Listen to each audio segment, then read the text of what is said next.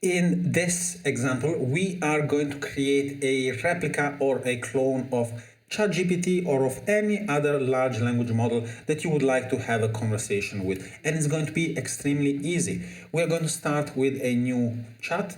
And for this, we're not going to use large language models anymore. So we're not for chains. We're not going to use a one-off LLM chain. We're going to use a conversation chain. So we have different conversation chain for retrieval, Q&A, etc. We're going to see those later. But right now, what we want to do is something that is just like ChatGPT. So to do that, we need a conversation chain. And a conversation chain is going to allow us to have history and to allow us to have a conversation back and forth with the model that we are working with. Now, we can have any language model we want. We are going to be using the OpenAI or ChatGPT. So if we go to the different chat models, we can see that we can use the OpenAI from Azure. We can use Anthropic. We can use Hugging Face or any model that is on Hugging Face, a local model that we have locally installed, or OpenAI. We're going to continue using OpenAI for simplicity reason, and we are going to paste in our API key. We are also going to lower the temperature a little bit and connect this to our conversation chain. The next thing that we need to do is add some memory. Now, what is memory? Memory, just like ChatGPT, allows us to have a conversation with the large language model, meaning that the model is going to remember what we have been talking about and it can reference our previous conversation. So this is going to be able to refer to previous things that we talked about, and therefore we can refine our answer based on the context that we've created with conversation history.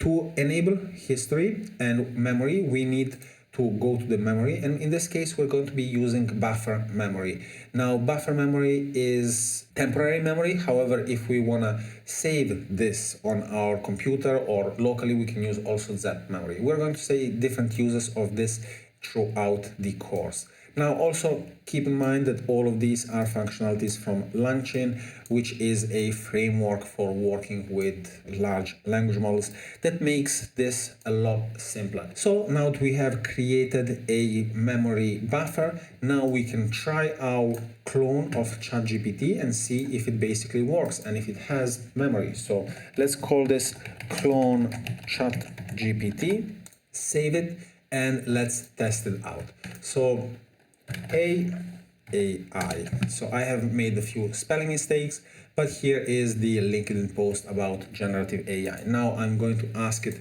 to rewrite it in a different framework. So if I ask it to do that, it is going to refer back to the context of the memory, and we can see that this is quite a long conversation. So let's ask it framework. So it is rewriting the same thing with the IDA framework. So this means that it can access the history. This is what we were interested in, and this is using GPT 3.5 Turbo. Now, also, if we want, we can very quickly change to any other model. So right here, we can see that these different models have in a memory of 32,000 tokens. This has 16,000 tokens and so forth. So you can choose whichever model you want to interact with just by selecting it here. This is the simplicity of using LangChain and using also FlowiseAI, which is a wrapper for LangChain. Now, as I said previously, we can also use any other model just by replacing this component for the large language model. So just by replacing this, we could be using any other models. In addition to that, we can also configure the additional parameters to make this more accurate, and also the additional parameters for the conversation tool to be set into context. So you would say that you are a marketing expert with experience in writing LinkedIn posts, and your post should look like this, and you give it a context.